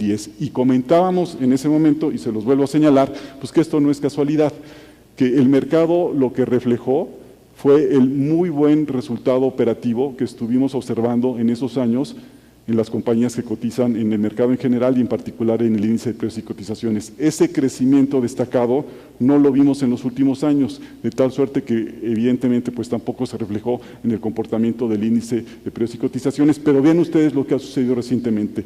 Los crecimientos de las compañías en promedio del mercado accionario vuelven a ser sobresalientes, sobre todo a partir del cuarto trimestre del año pasado. Aquí aparece el 2006 con un crecimiento del 12%, pero gran parte de este crecimiento del 12% se explica porque el cuarto trimestre del año pasado los resultados crecieron 20%. Como saben ustedes, las compañías presentan su información cada 3 meses, pero este resultado del cierre del cuarto trimestre lo conocimos hasta el mes de febrero de este año. Entonces fue por eso que el mercado realmente empezó a reaccionar a estos resultados hacia el inicio de este año. Después de ahí tuvimos un primer trimestre en donde el crecimiento fue del 18%, realmente muy bueno, y en este segundo trimestre un crecimiento del 10%, de tal manera que en el acumulado del primer semestre del año el crecimiento ha sido del 13%, insisto, un crecimiento que no veíamos hace mucho tiempo y que favorece de manera automática a las valuaciones del mercado. El múltiplo del mercado en promedio de este año ha sido debajo de 10 veces, era algo que también no veíamos hace tiempo y sin duda, bueno, pues es una mancuerna de información para los inversionistas muy saludable. Quise agregar en esta tabla, que no lo hice en la presentación anterior, la última columna, que tiene que ver con la tasa de interés y la tasa de interés real, que es esta diferencia entre la tasa de inflación y la tasa nominal. ¿Por qué? Porque en algún momento, con la oportunidad que tuvimos de juntarnos de varios de ustedes, decían, oye, Carlos, es que con una tasa de interés subiendo y pudiendo llegar al 7%, hijos, prefiero no estar en una alternativa que puedo percibir de mayor riesgo cuando tengo una tasa de interés que hace mucho tiempo que no veía, que es del 7%. Sí, de acuerdo, pero con una inflación, como comentaba Mauricio, ya de niveles de arriba del 6.5%, pues la tasa de interés real vuelve a ser poco atractiva y en ese sentido otra vez el interés de muchos inversionistas en nuestro mercado accionario. Pasando a la proyección de este año, lo compartimos con ustedes, un pronóstico de 53.200 puntos. Nos sentimos todavía muy cómodos con este pronóstico de no haber algún accidente, como decía Mauricio. Este pronóstico, les recuerdo, básicamente se fundamenta en una expectativa de crecimiento que empezamos a quedarnos ya por debajo de este número. Recuerden, 13%, llevamos de 7% para este año, entonces empieza a lucir conservador y que los inversionistas estén dispuestos a seguir participando en este mercado con un múltiplo de 10 veces. Con esta combinación de factores podemos llegar a los 53.200, andamos rodando por los 51.500, el mercado llegó a estar cerca de 51.700, faltan 4 meses, insisto, creo que tenemos posibilidades de que este pronóstico se cumpla.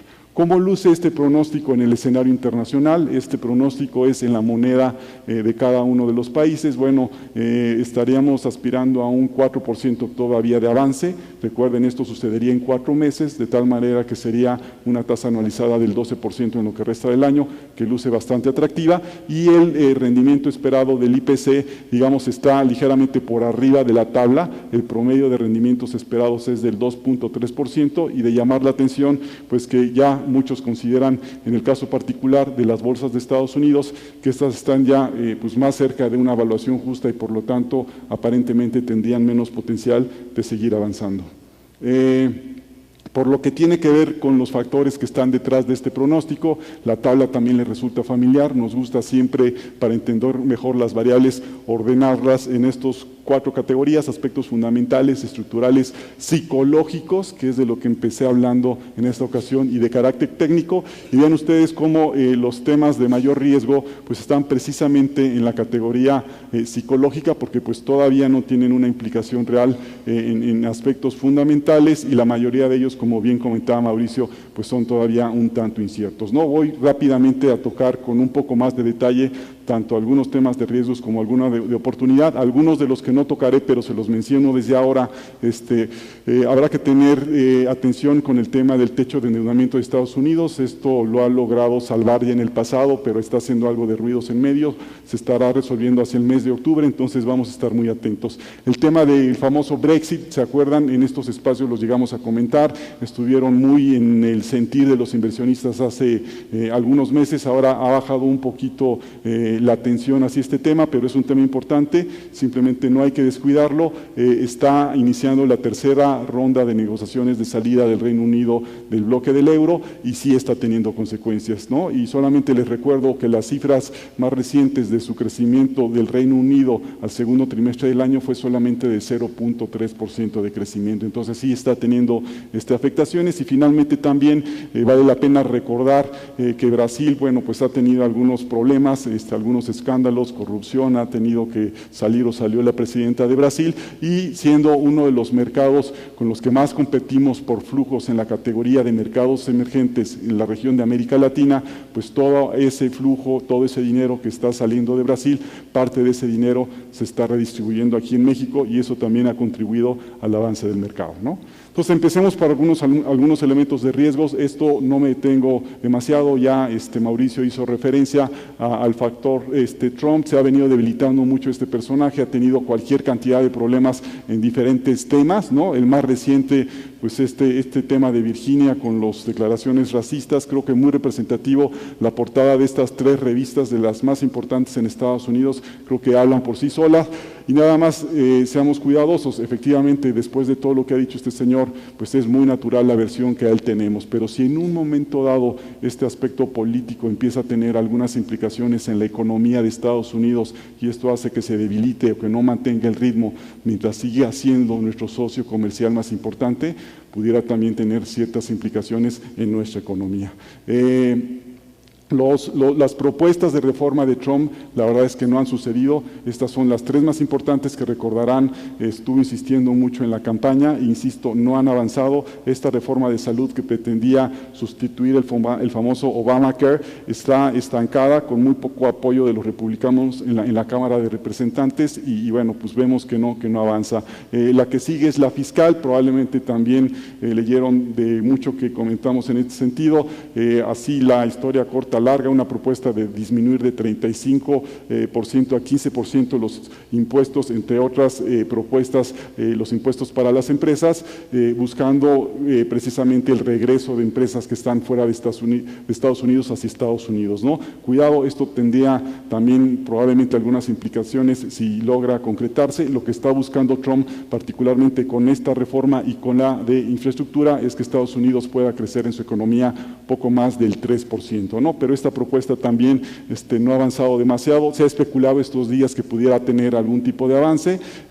Nos parece difícil. El año fiscal en Estados Unidos del 2018 arranca en el mes de octubre, y realmente pues ya habría muy poco tiempo para aprobar estas reformas. Y la última, que es la reforma de infraestructura, en esta reforma logró Trump tener un grupo de asesores que son directores de empresa muy importante, y también relacionado con este último evento de Virginia. Muchos de ellos renunciaron a estos puestos, prácticamente se deshizo comité, consejo, y también está pues bien empatanada la reforma, ¿no? Esto es de algo de lo que nos preguntan mucho, el famoso impeachment de Trump, ¿puede o no suceder?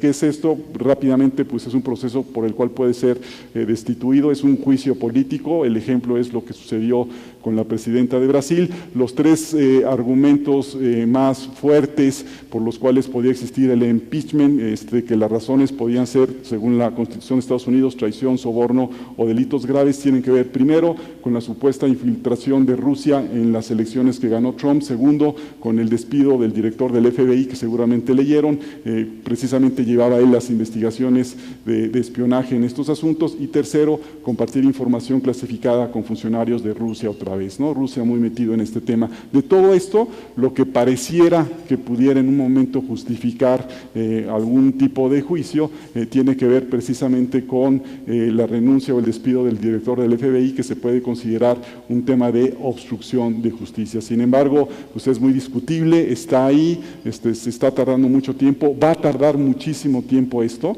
y dado el mecanismo de aprobación que requiere, pasando por algunas instituciones como la Cámara de Representantes, el Senado, en donde los republicanos son muy fuertes, en donde Trump tiene todavía muchos simpatizantes, pues realmente nos parece muy difícil que esto se pueda concretar. Ahora, ¿por qué los mercados le han dado tanta importancia? Bueno, es que en la historia de Estados Unidos sí ha llegado a haber juicios, sí ha llegado a tener implicaciones. Son tres los casos, el más antiguo fue después de la Guerra Civil de Estados Unidos, pero los dos que más recordamos es precisamente el tema del Watergate con el presidente Richard Nixon en Estados Unidos. Esto sucedió en el año 72-74, y vean ustedes en ese momento las implicaciones que tuvo para el mercado accionario en Estados Unidos, ¿no? Recordemos, al final Nixon no llegó al juicio porque terminó por renunciar antes de que esto sucediera, pero esto es la razón por la cual los inversionistas atienden este tema en particular. En el caso del presidente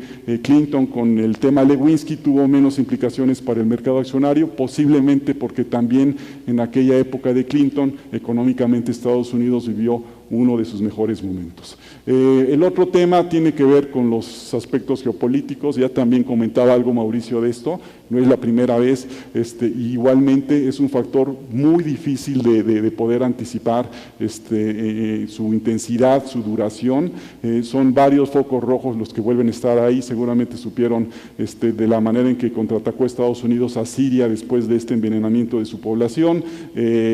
Rusia es aliado de Siria, entonces hubo también ahí un roce, y más recientemente pues todo el tema de los ejercicios militares de Corea del Norte, que los lleva haciendo por muchos años, pero que cada vez son más intensos. Esta semana el primer ministro de Japón convocando una asamblea extraordinaria de la ONU por algunos ejercicios en donde aparentemente los proyectiles pasaron por arriba de Japón. Entonces es una situación que hay que ver con cuidado, insisto, muy difícil de anticipar sus consecuencias.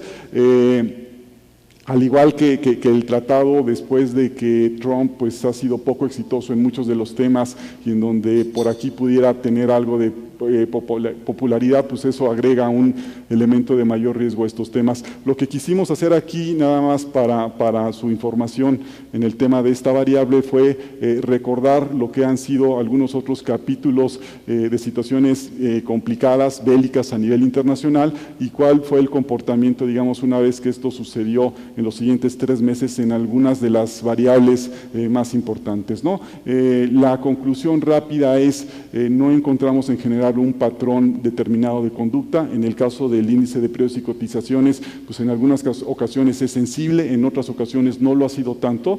Esa primera conclusión lo que nos lleva a comentar es que pues vemos que sí es un tema importante, pero que en ocasiones puede haber algún otro tema de mayor incidencia para los inversionistas, pero en donde sí vemos un patrón mucho más evidente de refugio por parte de los inversionistas ante estos eventos es el oro, ¿no? Vuelve a suceder estos días, y bueno, pues eso sería la información importante en estos temas. Es y va a seguir siendo el instrumento de refugio preferido ante situaciones complicadas. En el tema político que también comentaba Mauricio, aquí comentar o recordar a ustedes lo que fue el comportamiento del mercado durante las elecciones del año 2006, estas en donde los candidatos fue pues nuevamente López Obrador, y fue el presidente Calderón. Vean ustedes, se percibía a principio del año que no iba a ser una contienda tan competida. El mercado accionario en ese año llegó a tener un avance cercano al 30%. A partir de ahí,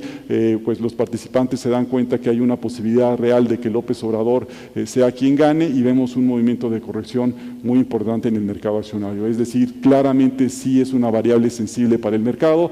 En ese año, como decía Mauricio, finalmente por un margen muy pequeño fue que gana el presidente Calderón, y también el mercado lo reconoce de manera muy importante, de tal suerte que después de haber caído casi 10%, termina el año con una ganancia del 50%. De llamar la atención también quizá en esta lámina, casi no se ve, pero vean ustedes esta línea gris que está arribita de una gris más tenue, es el comportamiento del tipo de cambio. No digo que vaya a tener que ser así, pero por lo menos en aquel año el comportamiento del tipo de cambio fue mucho menos sensible a este tema. En ese año el tipo de cambio se movió menos de 1%. Insisto, no quiero decir que vaya a ser así, pero es información que vale la pena recordar. Para el tipo de cambio relacionado con el mercado accionario, estamos muy acostumbrados a relacionarlo con lo que tiene que ver con el impacto final hacia los resultados de las compañías. Que no es malo hacerlo, es decir, oye, las compañías exportadoras se ven más favorecidas cuando el peso se devalúa, las compañías que tienen mucho deuda en dólares pues les pega un poquito más, etcétera, etcétera, pero este es un factor de carácter estructural que pocas veces se reconoce y que vale la pena simplemente compartirlo. Y se trata del hecho que, como ustedes saben, hay un grupo importante de acciones mexicanas o de empresas mexicanas que están cotizando también en el mercado de Estados Unidos, cotizan a la par y no puede haber un diferencial de precios, no puede haber lo que le llamamos un arbitraje. De tal suerte que cuando las acciones de Estados Unidos que cotizan en dólares se ven afectadas también por el movimiento de la paridad, en automático se ve reflejado ese movimiento en las acciones mexicanas. Oye, ¿qué tan importante es esto? ¿Cuántas acciones realmente mexicanas están cotizando en el mercado de Estados Unidos? Pues solamente de la muestra de 35 compañías del IPC, estas son las 10 empresas que también cotizan en Estados Unidos. Es decir, por cantidad de compañías estamos hablando de casi un 25%. Pero si tomamos en cuenta el peso que tienen estas compañías, el índice o su valor de capitalización, este impacto o este peso es de casi del 50%, ¿no? Entonces ese es un efecto indirecto que a veces poco se conoce en relación al comportamiento del tipo de cambio. Paso ahora a ver algunos elementos de oportunidad para el mercado después de haber reconocido los riesgos, y esto lo comentaba yo hace un momento, que tiene que ver con el resultado de las compañías y la proyección que tenemos de ellas. Les decía yo que estamos proyectando este año, o proyectamos desde el principio de año, un crecimiento del 7%, en donde nos estamos quedando cortos. El primer trimestre del año los reportes del índice fueron con un crecimiento del 18%, el segundo trimestre fue del 10%, acumulan entonces en la primera mitad del año un 13%. Si se cumpliera nuestro pronóstico de 7% para todo el año, quiere decir que la segunda mitad del año el crecimiento tendría que ser de menos del 3%. La verdad es que es muy difícil, creo que esta cifra la vamos a superar, y esa es una buena noticia también para el cierre de año en el mercado accionario. El tema de las valuaciones, quiero ser demasiado técnico, lo he platicado ya otras veces, somos muy dados a ver solamente la evaluación del mercado y no necesariamente atendemos la evaluación de las compañías. Para hacerlo fácil, simplemente lo que hacemos aquí es decimos, oye, ¿cuál es el nivel de múltiplo, en este caso un firm value EBITDA, en el que cotiza el mercado accionario, y cómo se compara ese múltiplo con el promedio de los últimos años? Lo que hacemos aquí es, cuando identificamos que el múltiplo actual del mercado o de una compañía es por lo menos 10% o menos al promedio de los últimos 5 años, decimos que empiezan a ser valuaciones atractivas. Si ese porcentaje está en un rango de más o menos 10%, es algo justo, y si hoy las valuaciones estuvieran 10% arriba del promedio de los últimos 5 años, diríamos que están pues algo caras, ¿no? Pero miren ustedes, hoy de un grupo más representativo de casi 72 compañías, ¿sí? El 62%, 44 emisoras, precisamente tienen un múltiplo que está por lo menos 10% abajo del promedio de los últimos 5 años. Esta situación hacía por lo menos 4 años que no se presentaba en el mercado accionario. Y otra vez, todo esto muy relacionado con el tema de los crecimientos y los resultados que estamos viendo. En Estados Unidos también los resultados han sido muy buenos, simplemente la tendencia del crecimiento aquí en la utilidad neta del índice Standard & Poor's de 500 empresas. Vean ustedes cómo desde el año pasado ha habido una constante en la mejora del crecimiento reportado. De hecho, este año los reportes que están presentados con la barra azul han sido por arriba de lo que se estaba esperando. Al inicio de este año se esperaba que, por ejemplo, para el segundo trimestre que acabamos de recibir, el crecimiento de la utilidad neta fuera del orden del 6%. Muy cerca de los reportes del segundo trimestre se revisó el crecimiento a la baja por algo un poco más de 4%, y al final los resultados fueron de un crecimiento del 10%. Entonces, esto es lo que ha permitido también que de alguna manera el mercado de Estados Unidos siga avanzando. En este tema particular del mercado de Estados Unidos y las acciones, una de las preguntas también muy recurrentes por parte de ustedes tiene que ver con el sector tecnológico. ¿Por qué? Porque se publicó hace algunas semanas la opinión de algunos expertos en el sentido de que podría haber ya alguna burbuja de que estos múltiplos estaban demasiado altos, ¿no? Yo simplemente lo que les diría, tengamos mucha atención con la forma en que se evalúa este sector. Es un sector muy diferente. La dinámica del sector tecnológico es un sector que en un momento dado puede hacer adquisiciones muy importantes. Lo vimos esta semana con la adquisición que hizo Amazon, o son también compañías que en un momento dado pueden desarrollar un producto que puede generar utilidades muy importantes en un periodo más corto. Atención con la empresa Apple, viene el lanzamiento en septiembre probablemente del nuevo celular. Es algo que mucha gente cree que puede romper un ciclo y va a ser un buen ejemplo de cómo en un periodo relativamente corto este tipo de compañías de repente pueden tener crecimientos muy fuertes, ¿no? Hay un acrónimo que se llama FANG, no sé si lo han estado escuchando, es simplemente la primera letra de 4 compañías que es Facebook, Amazon, Apple, Netflix y Google, ¿no? Que son las empresas líderes en el sector tecnológico de Estados Unidos. Y simplemente ya para avanzar en esta lámina, el múltiplo PU de la Bolsa de Estados Unidos más o menos anda en niveles de 24 veces. Cuando ustedes ven una empresa como Amazon con un múltiplo de 183 veces, pues lo primero que todo el mundo dice, está carísima. Sí, nada más que a propósito quise poner el múltiplo promedio de los últimos 3 años. El múltiplo promedio es de más de 400 veces. De tal suerte que el 187 entonces puede asumirse como una evaluación atractiva, es un tanto subjetivo. Entonces, cuidado de no caer quizá en la idea que el múltiplo en este sector lo está diciendo todo. Y el último elemento que nos parece de gran oportunidad y a favor del mercado tiene que ver con el rezago. Esta tabla está en dólares. A pesar de que en este año el comportamiento del índice avanzó 30%, vean ustedes lo que ha pasado en los últimos 5 años con relación a los mercados de Estados Unidos. El rezago es espectacular. Esto genera algo de entusiasmo. Muchos expertos, muchos estrategas internacionales han venido sugiriendo lentamente un traspaso de flujos de mercados emergentes flujo de mercados desarrollados a mercados emergentes del que formamos parte, y esto ha sido algo que también nos ha favorecido. Nuestro punto de vista es que esto puede continuar y cada vez vemos más estrategas haciendo referencia precisamente a este rezago del mercado mexicano respecto al mercado de Estados Unidos. Pasando ya muy cerca del final a temas estratégicos, comparto con ustedes el grupo de compañías que han formado parte de nuestras mejores ideas a lo largo de este año.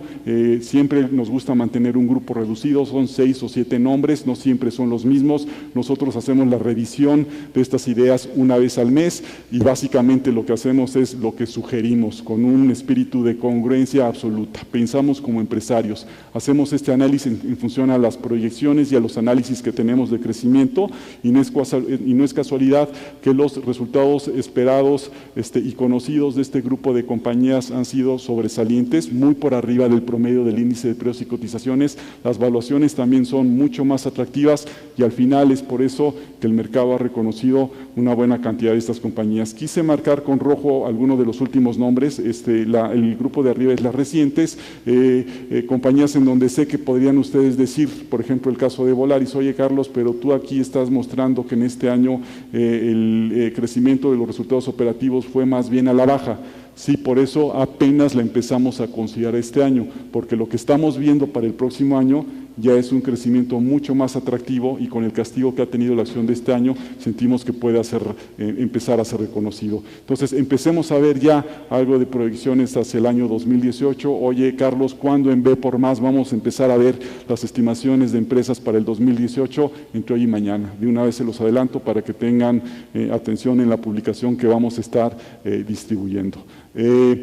Sé que esto puede ser más importante para algunos, saben que la presentación, ya dije, la pueden tener, no me voy a detener por un tema de tiempo, pero tengo dos anexos que quise aquí simplemente mostrarles, en donde damos un poco más detalle de este grupo de mejores ideas. Recomendaciones generales en estrategia. Vuelvo a insistir y lo acabo de comentar, la invitación es permanente. No se trata de tratar de hacer mucho dinero de la noche a la mañana. Sé que mucha gente sigue percibiendo este mercado como un mercado de apuestas, nada más equivocado, ¿sí? Lo que el mercado accionario te ofrece es la posibilidad realmente de volverte un empresario, ¿sí? Pensemos como dueños de empresas cuando hagamos nuestro ejercicio de selección, no seamos estrictos, seamos cuidadosos, revisemos los crecimientos esperados, revisemos la deuda de las compañías. Este es el factor más peligroso de una compañía. El 80% de las veces que una compañía desaparece, eso es por un tema relacionado con la deuda. Política de pagos de dividendos, dirección, son temas importantes. Den prioridad al crecimiento.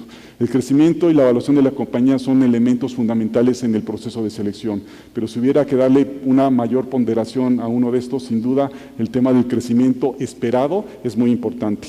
Mantengan liquidez, viene volatilidad, hay elementos inciertos, pero no se peleen con la volatilidad. La volatilidad genera oportunidades, ¿no? ¿Qué tanta liquidez? 25, 30% de lo que traen ahí en portafolios nos parece razonable. Nuestra estrategia funciona bien porque tratamos de no separarnos demasiado de nuestro benchmark o parámetro a vencer, que es el índice de precios y cotizaciones. Recomendamos estar invertidos por lo menos 50% en esta acción del NAFTA, que representa prácticamente el índice, y el otro 50% de verdad les recomiendo que consideren estas mejores ideas que revisamos cada mes. Eviten buscar el momento exacto, es bien difícil encontrarlo, no se preocupen por eso, y tampoco estén viendo sus posiciones todos los días, ¿no? Piensen como empresarios, con una vez al mes es suficiente. Nosotros lo hacemos así, hacemos revisiones solamente en casos extraordinarios. Bueno, conclusiones y ya terminamos. Empecé hablando de tiburones. Empecé hablando de miedos, ¿no? Y compartí alguna información con la que espero estemos un poquito más tranquilos de meternos al mar, y déjenme, les doy 7 temas más relacionados con tiburones para que estén más tranquilos, ¿no? El 51% de los ataques de tiburón son para surfistas, de tal forma que si ustedes no practican este deporte, pues están todavía mucho más seguros, ¿no? El 38% de los ataques son para nadadores pescadores, el 8% son para buceadores y solo un 3% se da en estas balsas que se inflan. La hora en donde hay una mayor cantidad de ataques de tiburones son entre 2 y 3 de la tarde, y septiembre por alguna razón es el mes con mayor número de ataques de tiburones. Esta última, hijos, es de llamar la atención. Por cada humano muerto por un tiburón, el humano mata aproximadamente 2 millones de tiburones, ¿no? Y ahora ahí les van, para terminar, cuatro de conocimiento. Insisto, conocimiento es lo mejor que podemos tener ante el miedo y ante el riesgo. 4 del mercado accionario. En 33 años, desde 1985, por cada año que el índice de precios y cotizaciones ha tenido un año de disminución, ha habido 3 años de ganancia, de tal suerte que el 76% de las veces el movimiento del mercado accionario es al alza. La naturaleza de las buenas compañías, que son las que están en el índice, es al alza, ¿no? Bien importante, de repente se nos olvida. 2, pensando como empresarios. Hoy la tasa de interés es alta en función de un pasado muy reciente, 7%. Pero ven ustedes la rentabilidad promedio de las compañías en bolsa. La rentabilidad medida como su margen de EBITDA, es decir, qué tanto porcentaje de ganancia operativa tengo por cada venta que hago, es mucho mayor que esta tasa de interés. Este margen de EBITDA es de aproximadamente 35%, mientras que la rentabilidad en los activos de las compañías es del 20%, mucho mayor que esta tasa de interés. Lo más importante que quisimos destacar en esta gráfica es que no siempre ha sido así. Hubo momentos en este país en donde la tasa de interés fue mucho mayor a los niveles de rentabilidad que llegaron a tener algunas compañías. Tercero, A ver, esta información probablemente la conocen o no, es una publicación que frecuentemente actualiza la revista Forbes y habla de la gente que ha logrado crear el mayor patrimonio a nivel mundial. Estos son los creadores de grandes patrimonios. La reflexión es muy rápido, pero vale mucho la pena. ¿Quién está en esta lista? ¿Están estos grandes deportistas que subiéndose al ring como este fin de semana ganan 250 millones de dólares? No están en esta lista. Están los grandes artistas, no están en esta lista. Oye, pues están grandes médicos, cirujanos, no están en esta lista. Oye, están abogados también muy reconocidos y que no. ¿Quiénes? Empresarios e inversionistas. ¿Sí? ¿Cómo se calcula esta lista? Se multiplica el número de acciones que tienen de sus compañías o de otras compañías por el precio en el mercado accionario. No lo digo yo, lo dice la información, lo dice el mundo y lo dice desde muchos años, ¿no? Veamos otra vez la invitación con lo que es el mercado accionario, la oportunidad que se vuelvan socios, de que se vuelvan accionistas de las compañías más importantes del mundo y de México. Y por último, bueno, pues una tabla que nos recuerda el buen ritmo que hemos tenido al momento de que de manera muy disciplinada llevamos a cabo las estrategias en B por Más, salvo el año pasado con la sorpresa que nos dio que ganara Trump y que al final del día nos afectó en algunas inversiones que íbamos muy bien, prácticamente en estos últimos 16 años, en todos ellos hemos tenido un mejor desempeño que el IPC y este año se vuelve a repetir un poco la historia de siempre. Como siempre me gusta terminar con una cita, yo creo que esta pues fue muy apropiada para lo que compartimos el día de hoy. La cita es: el conocimiento, si no se sabe aplicar, es peor que la ignorancia. Señores, un gustazo otra vez, estamos a sus órdenes y nos vemos pronto, no necesariamente en estos eventos. Muchas gracias, buenos días.